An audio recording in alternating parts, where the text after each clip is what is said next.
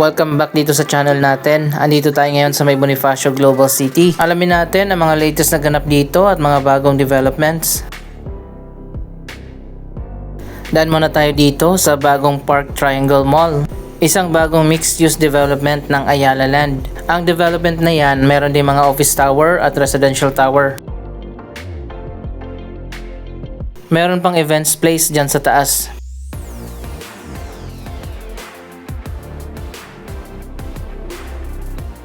Ito yung ilan sa mga nagbukas na dito sa baba.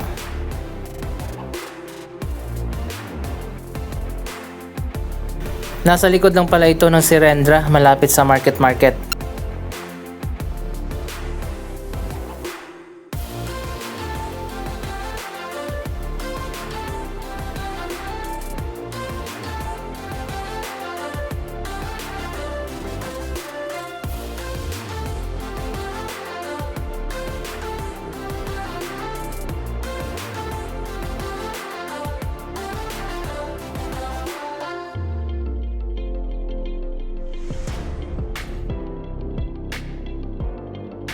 Ayan, merong entrance dito sa gilid. Tingnan natin. Pasok muna tayo.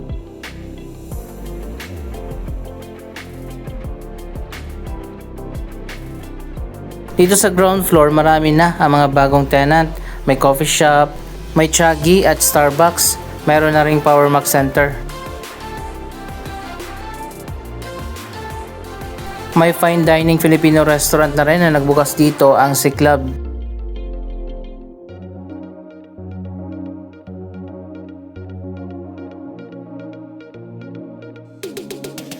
Dito sa gitna ng mall, makikita natin ang Kinetic LED. Kakaiba siya na 3D LED screen. Ayan o, tingnan nyo, gumagalaw yung screen.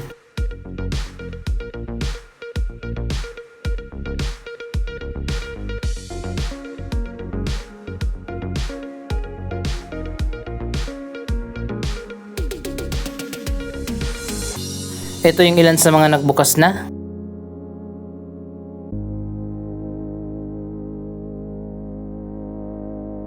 Dito sa loob, ang itsura niya parang One Ayala, pero walang malawak na atrium dito.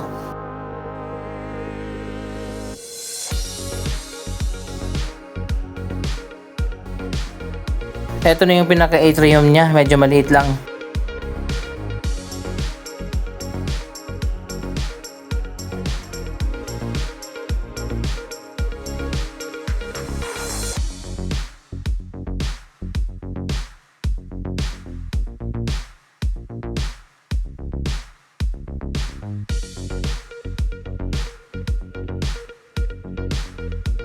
Bakit nga ba nagpatayo ng bagong mall ang Ayala dito?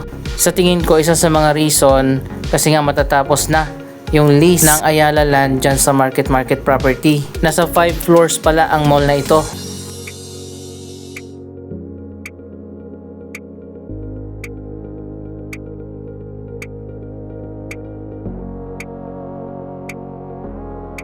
Ayan, tingnan naman natin dito sa 3rd floor.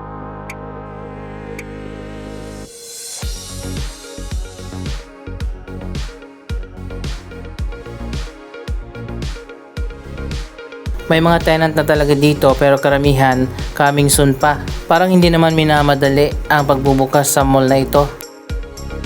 Sa tingin ko parang backup mall ang Park Triangle just in case hindi ma-renew ang Ayala Land dyan sa Market.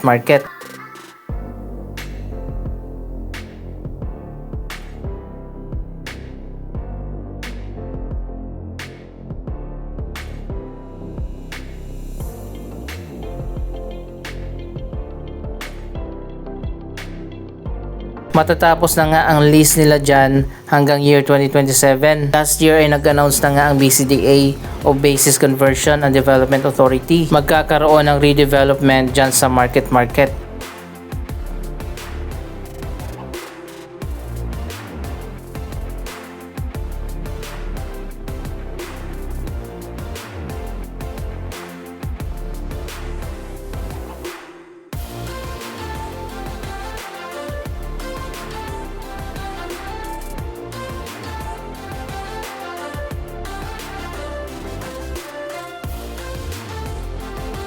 So ayun guys, marami na rin pala ang mga nagbukas dito. Pero hanggang 3rd floor pa lang yung open. Yung 4th at 5th sarado pa rin.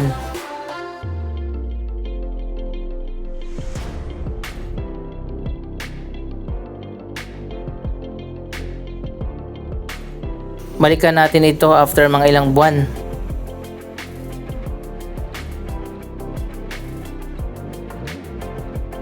Nandun pala sa 5th floor ang food hall.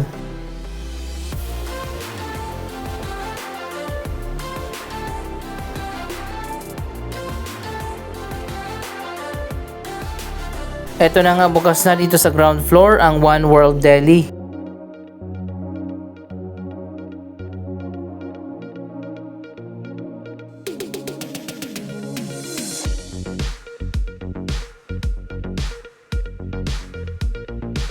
Ayan guys, makikita nyo naman, nasa likod lang tayo ng Market.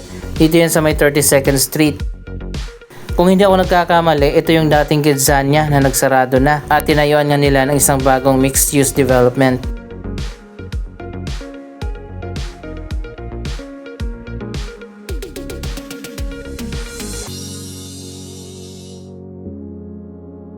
Dito naman sa street na to, sa ilalim dadaan yung linya ng Metro Manila Subway. Kamakailan lang ay na-award na nga ang kontrata para sa Bonifacio Global City Station at sa Kalayaan Station.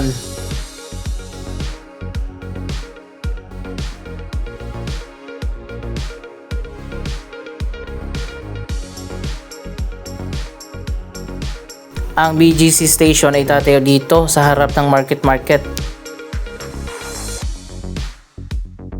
Malapit na nga na i-close ang kalsadang ito kapag nagsimula na ang construction ng BGC Station ng Metro Manila Subway.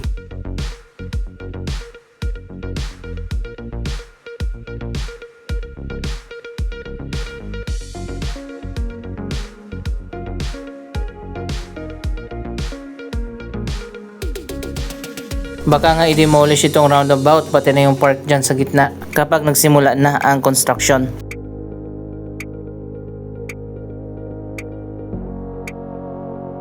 Isa sa mga entrance ng BGC Station dito mismo ay tatayo.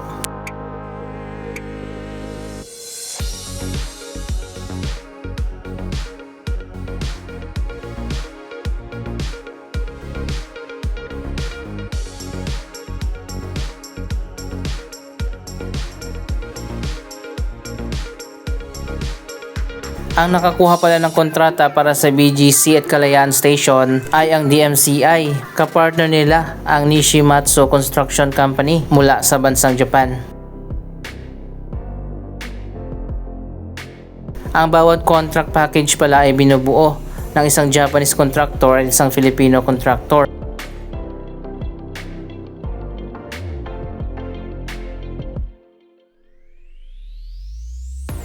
Na-award na nga halos lahat ang mga kontrata para sa Metro Manila Subway. Inaasahan nga na matatapos ang buong Metro Manila Subway sa year 2032 na magiging partially operational ang Phase 1 ng subway sa year 2030. Ayan, dito magkakaroon din ng entrance exit.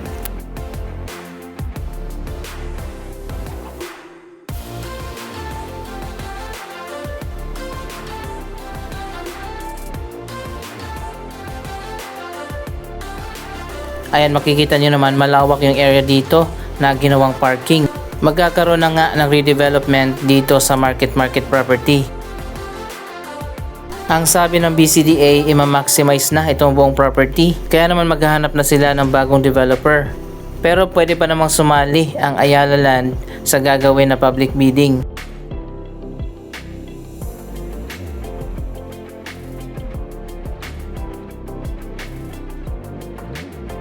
Kapag hindi na-renew ang Ayala Land dito, most likely magsasara yung market. Yung mall, pati na yung ibang mga development dito, yung terminal, at yung ibang mga commercial areas.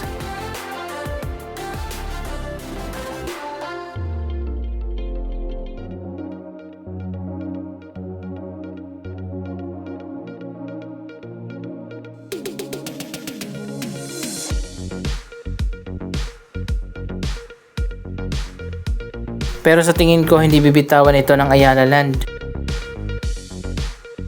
Ayan, dito naman sa kabila ang terminal. Napakalawak din ang area nito.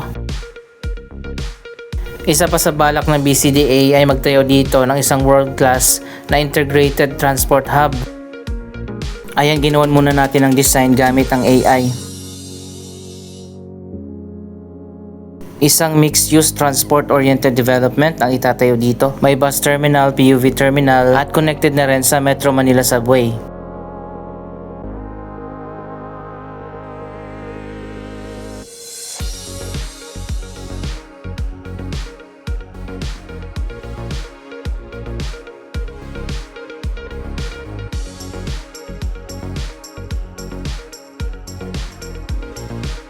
Ayan guys, kita nyo naman, napakalawak pala nitong market property. Ito na pala yung huling property na pag-aari pa rin ng BCDA dito sa Bonifacio Global City.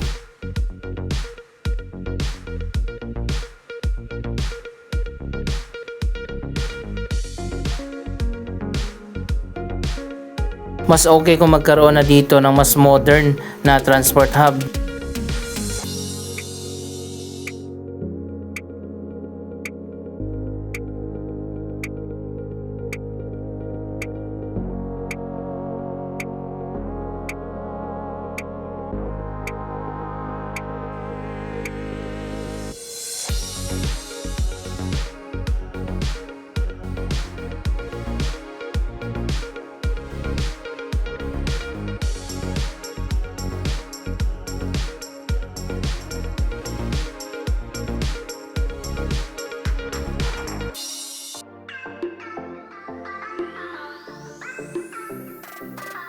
Starting next year, baka magsimula na nga ang redevelopment dito sa market. Pero this year, 2026, magkakaroon na nga ng bidding.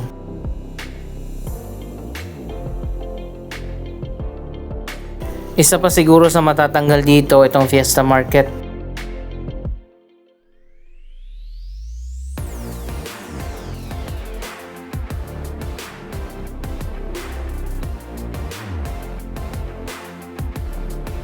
Meron ditong food court area at meron ding market area.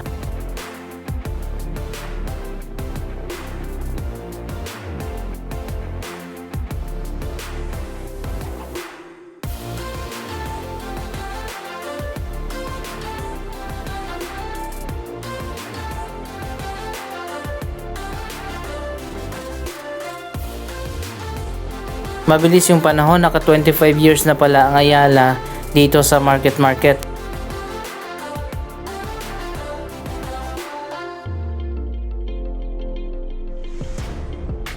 Ito na pala yung bagong logo ng Ayala Malls, isang giant na letter A. Pero dito sa loob, hindi pa pinapalitan yung logo ng Ayala Malls Market. Siguro hintayin muna nila na ma-renew bago pa magkaroon dito ng renovation. Sobrang lawak din ng mall na ito. Sigurado maraming sasali sa bidding na gagawin. Napakaganda kasi at napakaraming tao dito sa location.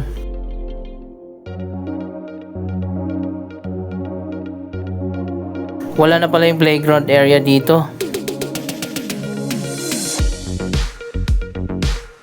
Magiging transport integrated development na ang market sa mga susunod na taon.